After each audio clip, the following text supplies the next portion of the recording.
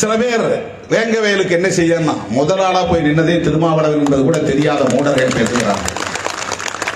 எல்லாம் 31ஆம் தேதி ஹாப்பி நியூ இயர் சொல்லிட்டு இருக்கிற போது நான் 5000 பேரை திரட்டி வைத்து புதுக்கோட்டையிலே அந்த கொடூரத்தை கண்டித்தேன். 3வது நாள் 31ஆம் தேதி 27ஆம் தேதி அந்த சம்பவம் நடக்குது. டிசம்பர் மாதம் 31ஆம் தேதி மாலை புதுக்கோட்டை நகரத்தில் 5000த்துக்கும் மேற்பட்ட சிறுத்தைகளை திரட்டி நான் ஆர்ப்பாட்டம் நடத்தினேன்.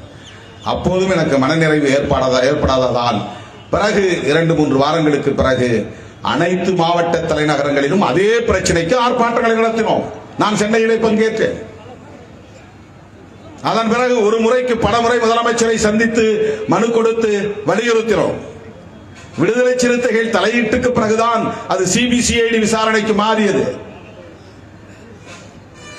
கடைசியில் புலன் விசாரணையில் அவர்கள் எடுத்த முடிவிலே நமக்கு உடன்பாடு இல்லை, அதை ஏற்க முடியாது என்பதையும் முதல்வரிடத்திலே நாம் அழுத்தி சொல்லி இருக்கிறோம்.